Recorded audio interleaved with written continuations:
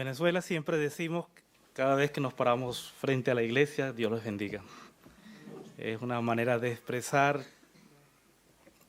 la gracia de Dios en toda su plenitud con cada uno de los miembros de la congregación y de los asistentes. Creo que aquí poco se usa, pero allá sí lo usamos mucho. Dios les bendiga, hermano. Dios les guarde y Dios le dé paz a cada uno de ustedes y esperemos que siempre sea así. Gracias, Pastor Moisés. Pastor Moisés es un gran amigo de nosotros. Él, cuando estuvo en Venezuela, tuvo un maratón con nosotros en la obra evangelística y bueno, creo que él lo disfrutó bastante. Fue como una aventura para él. Y bueno, gracias, Pastor, y de verdad que es un gran amigo de la familia.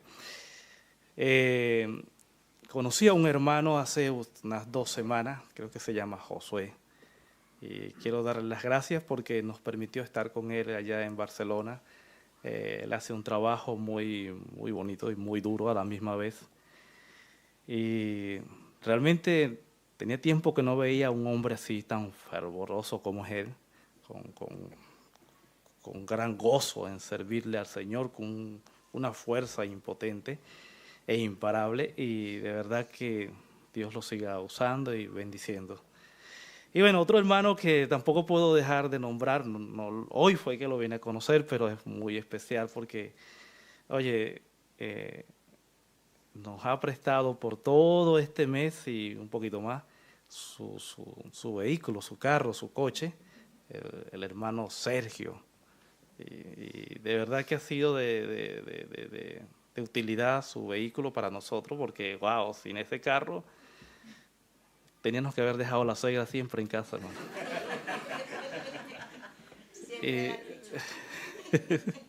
Pero gracias, hermano Sergio. También había escuchado hablar de un hermano y hoy lo pude ver, lo pude conocer. Allá en la casa lo tienen como un erudito, un hombre de letra, un hombre de gran conocimiento de la Biblia, y de verdad que tuve la oportunidad de escucharlo una vez. Mi esposa estaba viendo una clase y él estaba allí en la casa lo aprecian mucho, de verdad. El hermano Alfredo, y de verdad que... Bueno, mi nombre es Douglas, hermano, creo que debía haber comenzado por allí. Ando con mi esposa Bellalí y mi hija Valeria. Y bueno, mi suegra, ella está allí atrás. Y bueno, y también con mi cuñada, la hermana Durasca y Agustín. Teníamos muchos deseos de venir para acá porque cuando conocí a Agustín él no era creyente. Y hace 5 años él aceptó a Jesucristo y desde que lo hizo,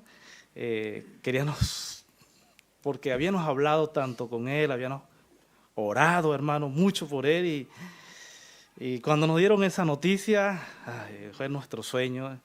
Y bueno, Dios nos dio la oportunidad de todo este mes, hermano, poder estar con ellos, hermano. Y le damos gracias a Dios, mil gracias a Dios. Nosotros somos de Venezuela, de la Iglesia Bautista Jesucristo es el Señor. Va a cumplir 2 años de haberse fundado como tal.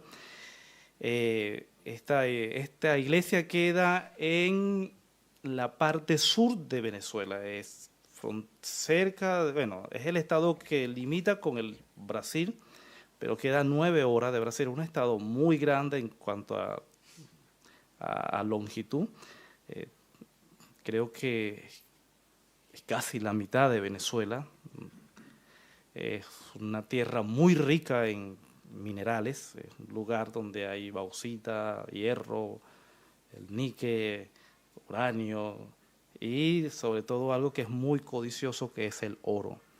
Y por cierto, ha estado la explotación allí ha sido muy descarada y han estado contaminando las aguas, los ríos, y se dice que la cantidad de niños que nacen con autismo allí es producto de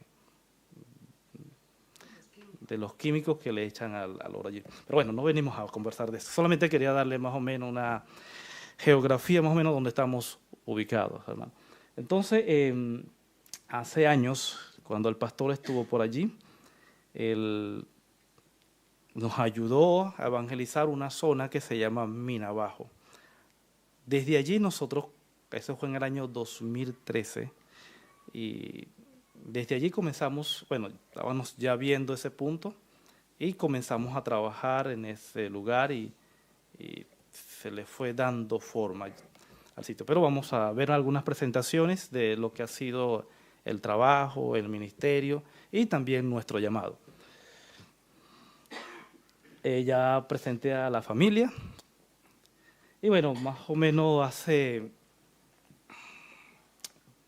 30 años conocí a Jesucristo, yo era 17 años, en la ciudad de Guanare. Esta es una ciudad que queda en el centro occidente de Venezuela, es de los que llaman la región llanera, todo allí es plano, creo que es la mejor tierra de Sudamérica. Una hermana, tenía yo como 2 veces, había asistido 2 veces yo a la iglesia, una hermana llamada Brisilda de Rugma. La tercera vez que me vio, estaba yo sentado, había llegado casi de primero al templo, a un culto de oración, y lo primero que me pregunta, ¿ya aceptaste a Jesucristo? Y le dije, no. Me dijo, bueno, arrodíllate y acéptalo. Y en ese momento invoqué el nombre del Señor que entrara en mi corazón y desde ahí llegué a ser cristiano. Llegué a la obra misionera porque ella era misionera. Y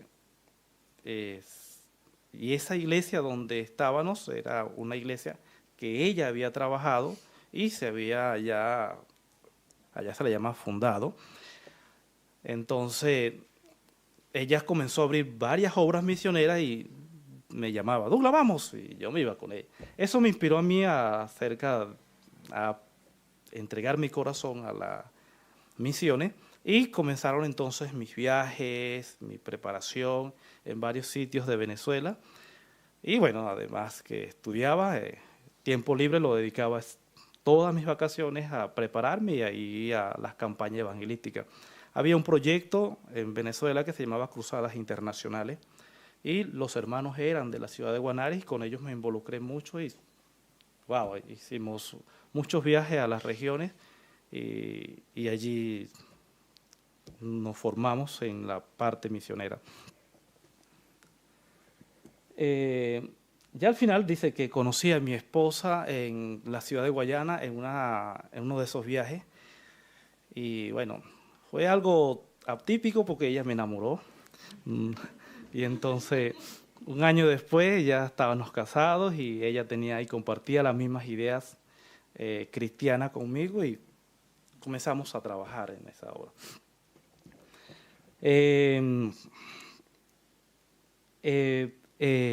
Algunas veces yo siempre que converso con muchos hermanos que tienen que ver con el llamado al ministerio pastoral, al ministerio misionero, ellos siempre hablan de que han recibido una visión, de que han recibido un ángel le habló, o algunas veces hablan de que tuvieron un sueño, o vieron el mundo y vieron muchas banderas.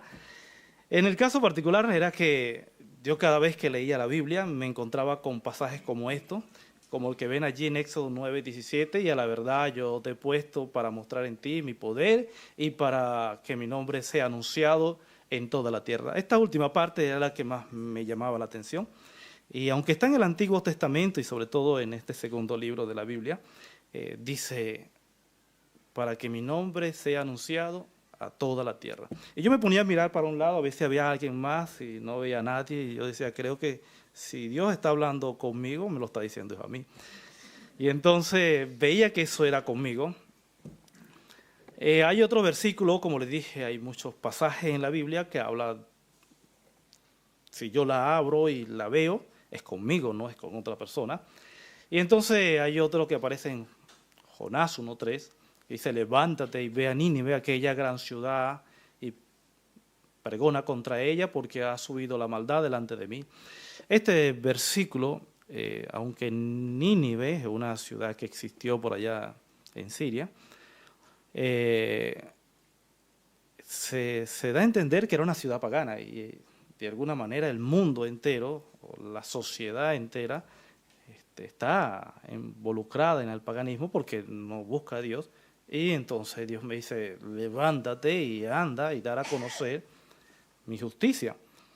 Entonces también es otro versículo que me habla de ese llamado hacia la predicación, hacia la evangelización y hacia la obra misionera. Otro versículo, hermanos, es el que aparece en Mateo 24:14. Me imagino que muchos de ustedes lo conocen. Y dice, y será predicado este evangelio del reino en todo el mundo para testimonio a todas las naciones y entonces vendrá el fin. Algo que yo he notado aquí en España, y sobre todo en este estado de Cataluña, es que hay muchos emigrantes, sobre todo del África. Y algunas veces uno piensa, pero se nos está llenando el país de muchas personas que tienen otras religiones, y sobre todo religiones muy fundamentalistas, como es el Islam. Pero creo que como ya nosotros no vamos para allá, o vamos muy poco, Dios dice, bueno, voy a mandárselos para allá.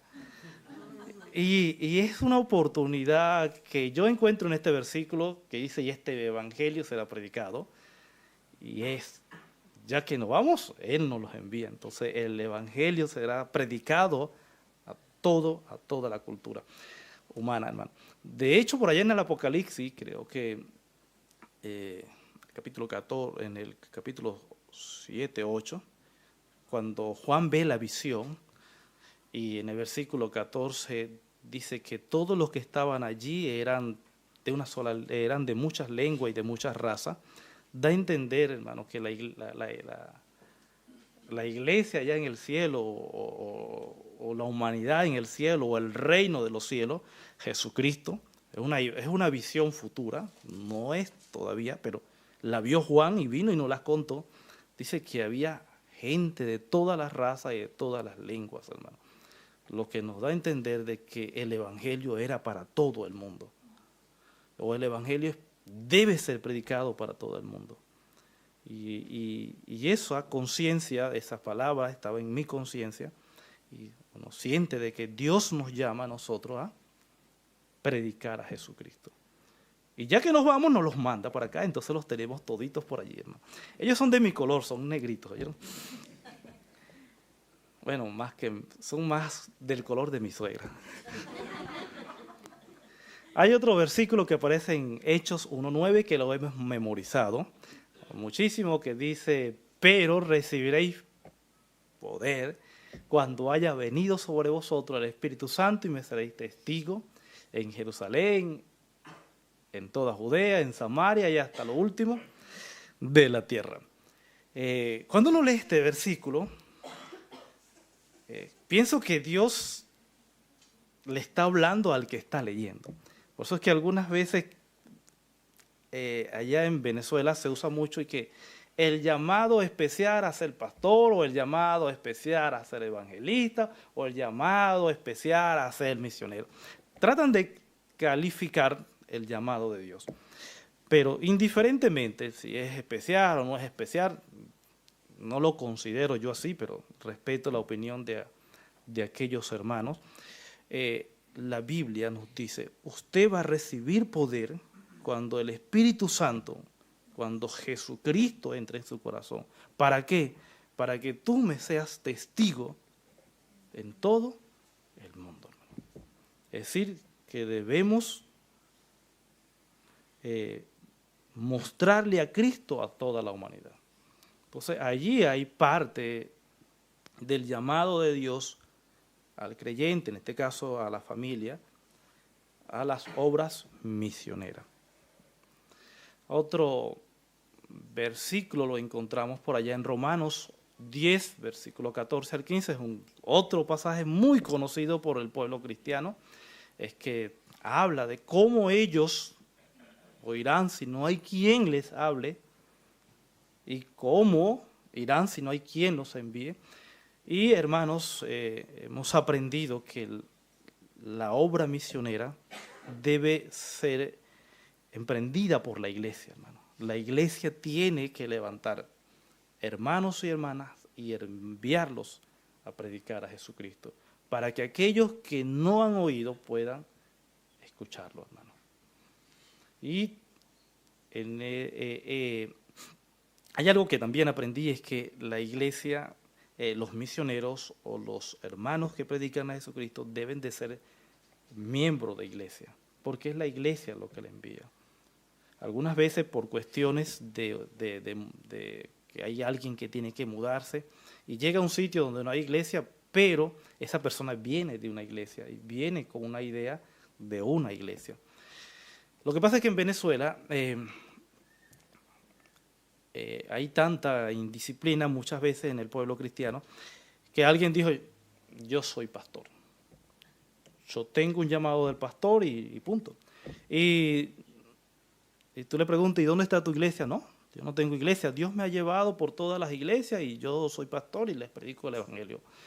Así más o menos de ese tipo de ideas se encuentra mucha gente en Venezuela. Una indisciplina muy grande en cuanto al llamado del Señor al servir, y es en una iglesia, porque la iglesia es donde nace la visión evangelística, la visión misionera y la visión de expandir, de pregonar, de proclamar el evangelio. Hay algo que también encontramos en la Biblia, hermanos, es que, y aquí quiero ser muy enfático, es que aunque Dios concretó en la cruz del Calvario el plan de salvación, el proyecto de salvación para la humanidad, ese proyecto está completo, pero es necesario que el hombre tome ese proyecto, porque es el hombre el que va a predicarle a la gente. Entendemos de que no es un ángel del cielo, ni son los ángeles del cielo que van a venir a predicarle a la gente el evangelio. Allí ven una imagen donde dice que el plan de salvación se compone de dos partes. Una de Cristo, que ya la hizo en la cruz del Calvario, aunque ese plan de salvación, el proyecto de Dios se concretó, pero el plan de salvación en Cristo no está completo si no interviene el ser humano, en este caso el creyente, porque es el creyente el que predica el evangelio. Es el creyente que va y le habla a las demás personas de Jesucristo. Bien sea que lo hagan con un tratado, bien sea que le hable verbalmente, o bien sea a través de un video, de una película, o bien sea de cualquier otro método que Dios use al creyente, pero es el creyente el que lleva el evangelio. Allá en Venezuela también han usado un término que lo usan los hermanos de la iglesia Luz del Mundo, que es el término evangelio creativo. Es como que algunas veces algo está tan cegado que hay que buscar manera de que el evangelio pueda verse ilustrado en la mente y en la conciencia de las personas que no es creyente, para que lo puedan comprender y entender.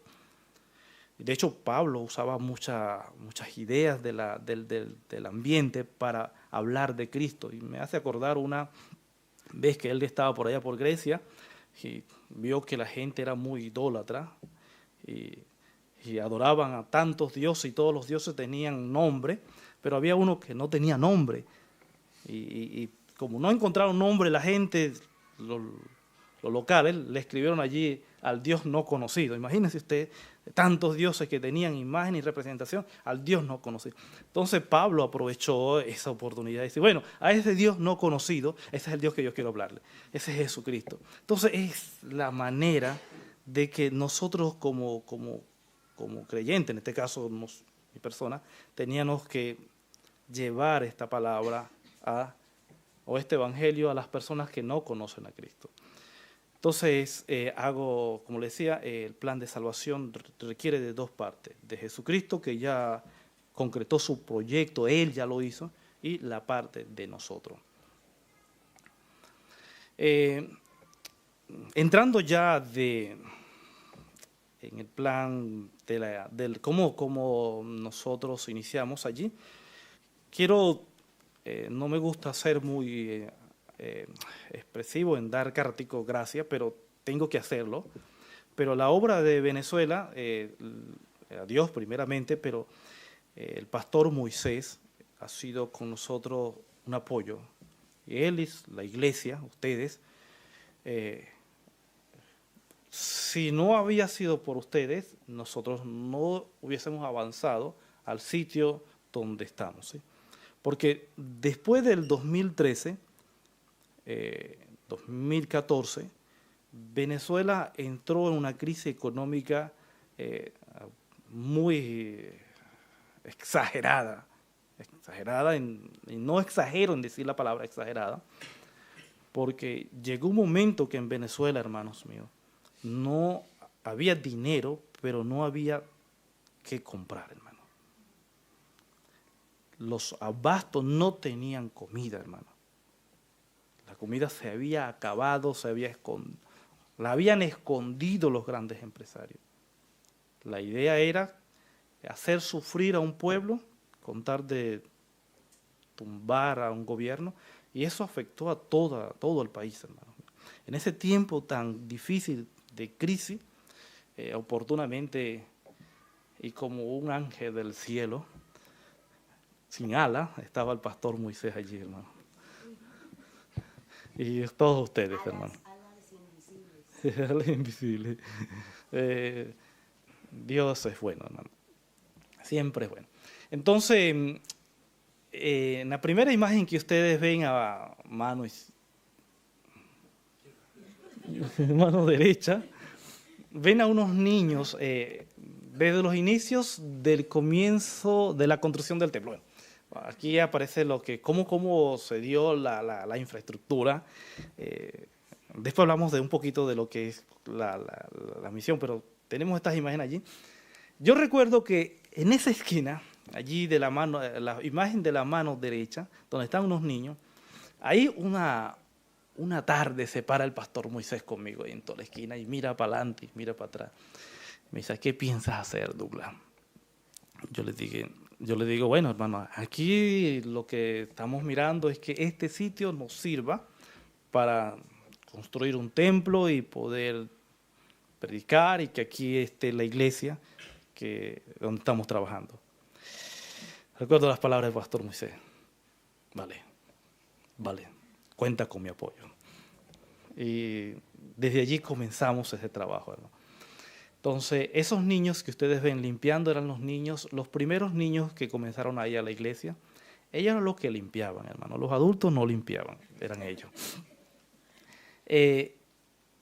Era una casita, ven la casita, esa casita nos costó muy económica, casi regalada, es como decir unos 50 euros hoy en día, con un gran terreno, pero el terreno estaba muy malo, pero al fin y al cabo era un buen terreno. En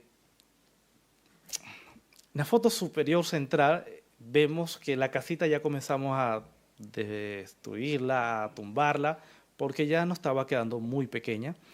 Y comenzamos entonces en la foto que está en mano derecha, cómo se dio la construcción. Allá a lo lejos, en lo alto, se ve una persona que está encaramada.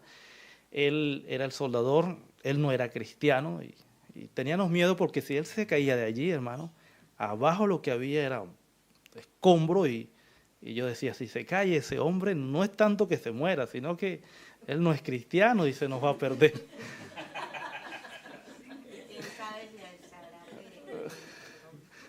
Y en la foto inferior central ya teníamos algo de estructura del templo. Se dan cuenta que al frente se ve como una maleza de monte, bueno, no sé cómo le llaman aquí, pero el grupito nos reuníamos al frente, ¿sí? Entonces, eso fue más o menos la construcción. A medida que fueron pasando los días, el templo, la foto más grande la ven allí, está ya como quien dice algo estructurado. Todavía sigue el muchachito allá arriba, hermano. Yo, ay, Dios mío, cada vez que yo miraba abajo y lo miraba a él, decía, si ese hombre se cae, la culpa va a ser de nosotros que se nos vaya para el infierno, porque no era cristiano. Era muy fuerte rellenar todo ese espacio y lo hicimos con los niños y algunos inconversos que venían y nos ayudaban en carretilla, con barde, con latas, traían un poquito de tierra, íbamos rellenando, pasamos varios días, hermano, haciendo eso porque de verdad que el desnivel era muy grande. Se necesitaban como unos 20 metros de relleno o que más. Bueno, ya en la foto central, ya el templo está construido, hermano. Están las hermanas. Y sabes que en esa reunión que están allí, ¿sabes qué están haciendo? Fueron unas cajas que nos llegaron de aquí y estaban abriéndola, hermano. Estaban esos hermanos contentos porque le habían llegado unas linternas. Y ustedes dirán, pero bueno, ¿qué importancia tiene una linternita para ellos? Mucho, hermano. En ese sector la luz es muy intermitente. Algunas veces pasan noches sin corriente eléctrica y podrá imaginarse que necesitan. Oye, una anciana que se nos murió, ella me decía, yo me la pongo aquí debajo de la almohada, hermanito. Cuando se va la luz, que yo me levanto en la madrugada, yo me caí, hermano. Ahora con esa linterna, yo sé que la tengo aquí, puedo alumbrar por donde voy a andar. Vean entonces qué importancia tenía una linterna para ello. Y bueno, ya en la última foto, que está a mano izquierda de ustedes, mano derecha, está ya la iglesia, el templo, y bueno, hay más personas allí reunidas.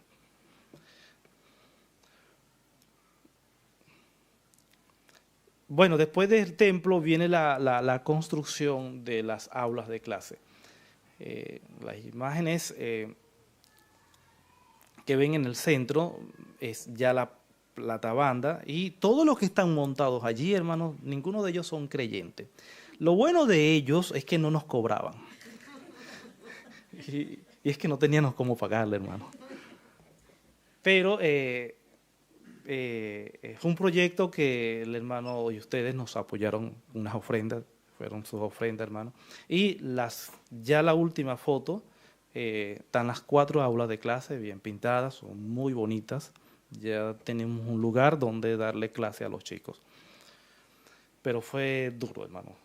Fue fuerte por todas las condiciones que ya saben. Ya salimos de lo que es la parte material. Vamos cómo se dio la obra allí o cómo se mantiene. Los programas que nosotros mayormente nos llama la atención es discipular al nuevo creyente. Entonces, programa discipular, usamos un material que se llama Mi Nueva Vida en Cristo, es un material que nos dio la Asociación de Iglesias Bautistas de la región sur. Es un material que tiene 4 lecciones y muy bueno y nos sirvió para sostener el grupo allí. Hicimos varios equipos, lo hacíamos los días sábados a las 4 de la tarde hasta las 5 de la tarde. Todos los que están allí involucrados de las imágenes que ustedes ven, grupo juvenil, nuevos creyentes y creyentes un poco más avanzados, fueron dándose progresivamente, pero todos eran nuevos creyentes, hermano, todos. Un grupo de personas nuevas que inmediatamente los involucrábamos a un grupo discipular. Por lo menos que supieran quién es Cristo, qué hizo Cristo en la cruz del Calvario, lo más elemental. Una vez que Jesucristo entra en la vida de la persona, Él nunca se va, y que la salvación es un regalo de Dios, es un don de Dios para el hombre que no lo merecía, y que todo hombre es pecador y que el hombre con urgencia por la necesidad que hay de la vida eterna y de ser preservado necesita a Cristo. Eso y un poquito más se le enseñan allí. Allí existe una cantidad de niños. Cuando comenzamos habían como unos 8 niños, pero ahora hay 45, entre chicos y unos cuantos adolescentes. Le dije al principio que en Venezuela tuvimos una crisis muy fuerte, hermano. Cuando llegó el año 2017, 2018 y 2019, los norteamericanos o el gobierno norteamericano bloqueó a Venezuela, incluyendo todas sus cuentas, para premiar un poquito la situación. Venezuela no podía vender en moneda extranjera nada. Por lo tanto, toda la industria petrolera, mineral, se paralizó, hermano. Todo estaba bloqueado. Eso trajo como consecuencia de que a Venezuela no tenía ingreso, hermano. ¿Sí? Eso permitió que la inflación subió, los salarios se desplomaron y nosotros llegamos estoy hablándole en el año 2019, a tener un salario de repente a $7 mensuales. Usted podrá imaginarse cómo estuvo la situación allí. Los niños que iban a la iglesia, muchos de ellos comenzaban a llorar, comenzaban a inquietarse, salían corriendo para su casa y regresaban. Y mi esposa le preguntan varios de ellos y algunas mamás qué pasaba, por qué tanto llanto, por qué tanta carrera. Y es cuando le dicen que no tenían cómo desayunar para venir a la iglesia, hermano. Ahí fue cuando iniciamos el programa de alimentos de niños y jóvenes. Todos los domingos en la mañana, antes que comencemos el culto, se le hace un buen desayuno a los chicos, se le prepara, nosotros comenzamos el culto a las 8 de la mañana, ellos a las 6:30 de la mañana ya están en el templo, hermano. Sí, es algo muy bonito para nosotros, nosotros buscamos en el primer momento, hermano, dejábamos nuestras neveras limpias, hermano. De verdad que les digo, literalmente sacábamos todo, pero esto va para este ministerio. Cuando no teníamos algo, íbamos y buscábamos en otras partes, con alguien, con algún hermano, incluso hasta inconversos, ¿sí? Habían inconversos que nos daban las proteínas y nos apoyaban para atender a estos chicos. Y bueno, después, gracias a Dios, la iglesia, ustedes y otros hermanos de otras iglesias, nos han ayudado mucho con este programa. Algunas actividades que nos mantiene la educación de los niños son la escuela bíblica dominical, la escuela bíblica sabatina, que todos los sábados las hermanas se reunían con los chicos a las 9 de la mañana, y también, además del discipulado, también estaba la escuela bíblica de vacaciones, que lo hacemos en Venezuela. Los chicos en la escuela salen, redunda la palabra, de vacaciones en julio hasta mitad de septiembre. Y entonces ese tiempo agarrábamos una semana entera para traer a todos los niños de la comunidad, y en ese programa se da cánticos, manualidades, y a ellos les encantan mucho las competencias, la parte recreativa, y se le da el estudio bíblico, se aprovecha para dar el estudio bíblico. Y bueno, además también de los campamentos, una vez creo que nos llevamos casi 40 niños, recibimos una ofrenda de ustedes y pudimos llevar 40 niños, los sacamos del pueblo y los llevamos al campamento que queda fuera de la zona. Y para cuando llegaron, esos niños llegaron, parecían que hubiesen visto a Dios, hermano, contento, alegre, dando acción de gracias por ese momento tan bonito. Son los programas que usamos para trabajar con ellos, tenerlos motivados, para enseñarles la palabra, y ayudarlos a que también puedan estudiar, porque para ellos es duro también estudiar. Algunas veces hay niños que van al colegio y sus zapaticos están rotos, o se van en chola, y eso le pega a uno en el corazón. Esta foto que ven allí central son todos los niños, y los que ven de rosado o de rosa son las hermanas que trabajan y los hermanos que trabajan con todos esos chicos. Esta foto fue en la última semana del mes de septiembre del año 2023. Esta fotografía que ven allí es un poquito más antigua, desde el mes de julio, y creo que allí hay 2 clases. Hicieron tomarla y enviársela al pastor Moisés. Hermano, tome una foto para enviársela al pastor Moisés.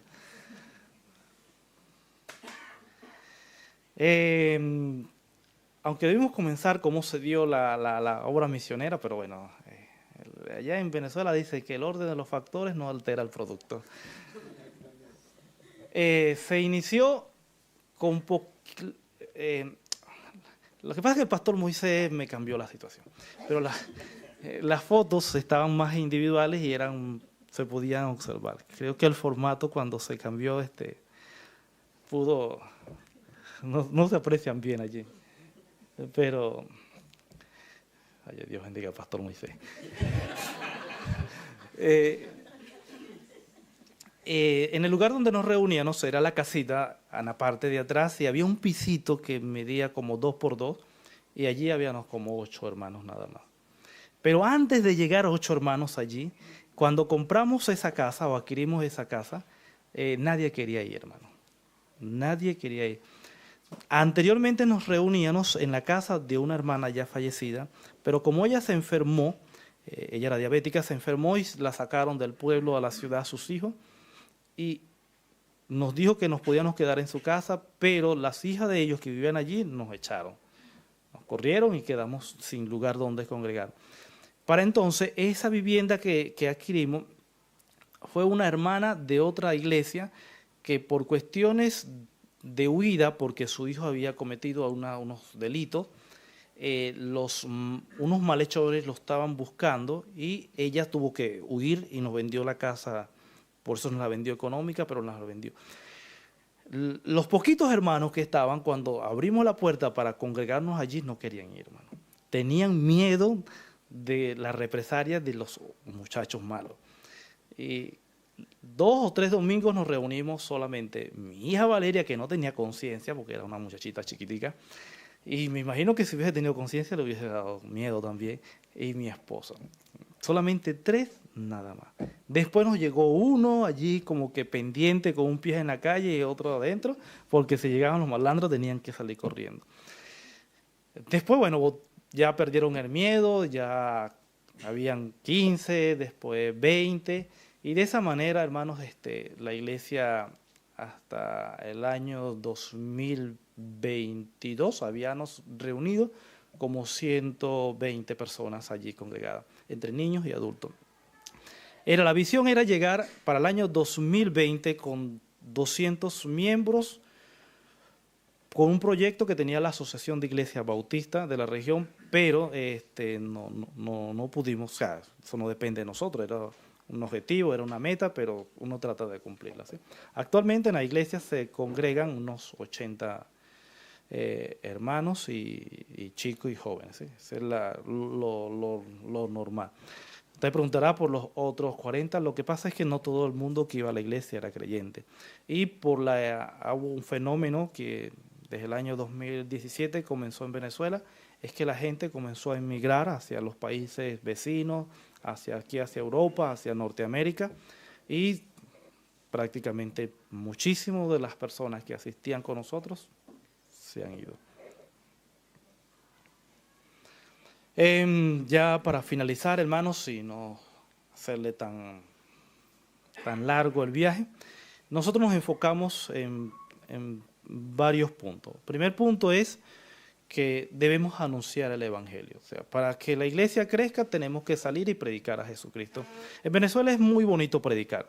Usted llega y toca una puerta y te conocen y te dicen, ajá, dime, ¿qué necesitas? Quiero hablar contigo. Te abren la puerta, te sientan en un sillón allí, te escuchan tranquilamente, les puedes dejar un tratado, una Biblia, como hacen los hermanos pentecostales, ponen una tarima, colocan unos buenos parlantes y hacen lo que ellos llaman una campaña, y la gente viene y escucha el Evangelio libremente sin ninguna dificultad. Entonces, para nosotros era importante que la gente conociera a Jesucristo, y teníamos que, a cualquier persona que no fuese cristiano, para nosotros era un sospechoso y teníamos que predicarle a Jesucristo. Y el otro enfoque en el cual nos basamos para este trabajo fue que teníamos que discipular, porque el discipulado para nosotros es la fuente de desarrollo y madurez del cristiano. Otro enfoque es el desarrollo de un liderazgo con identidad. Hasta el año 2021, hermanos, no teníamos casi líder en la iglesia. Pero como veníamos trabajando, ya para esta fecha tenemos varias familias que ya pueden encargarse de la obra, ya trabajan, ya son muy independientes, y damos gracias a Dios por eso, hermano. De repente no son como ustedes. Oye, ustedes tienen un equipo muy bueno y de verdad que personas muy preparadas, a ustedes les gusta leer la Biblia, ustedes como iglesia, lo que yo he visto, se forman a nivel de liderazgo.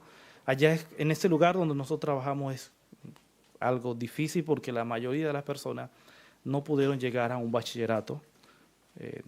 Tenemos pocos profesionales y eso limita, hermano, porque el liderazgo no es solamente alguien que esté al frente. El liderazgo demanda formación, preparación y una incorporación de ideas que mientras más preparado esté, mejor le sirve al Señor.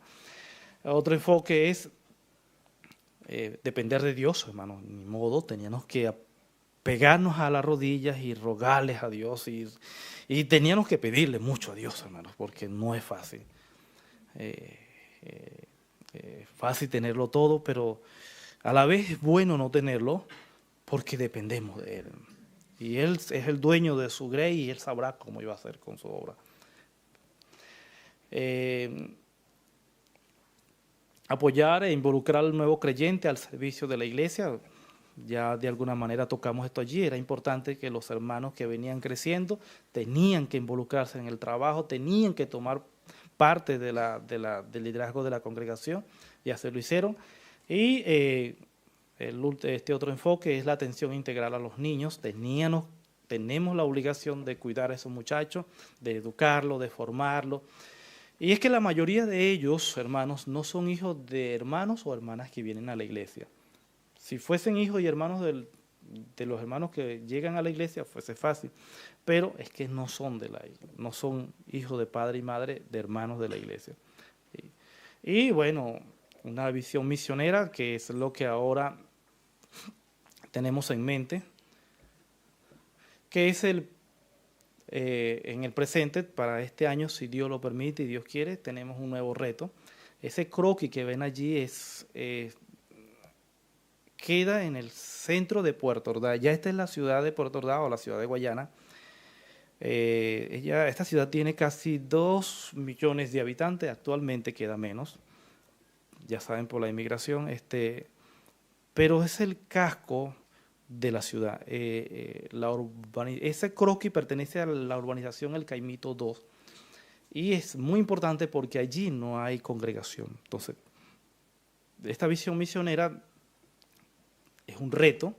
Queremos ubicarnos para este año, por a mitad del año, tratar de encontrar un local mientras buscamos nuevos creyentes en el sitio.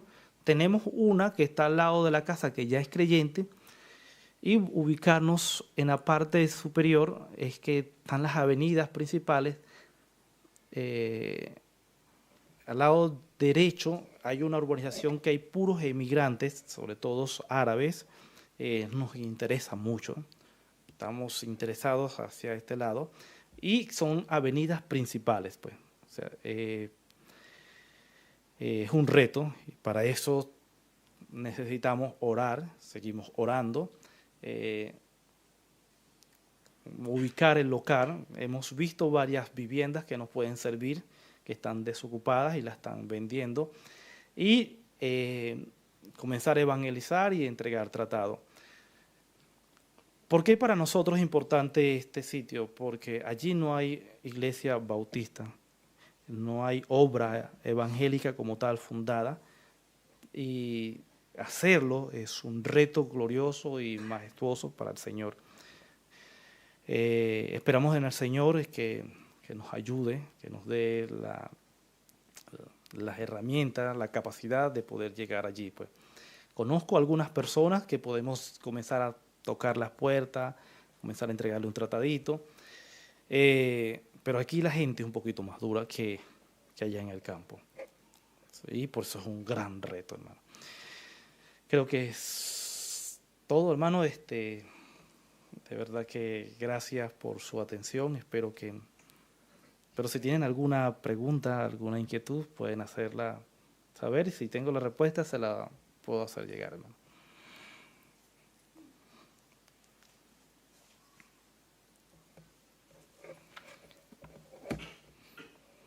Y si no, bueno, gracias por todo, hermano, que Dios me los bendiga.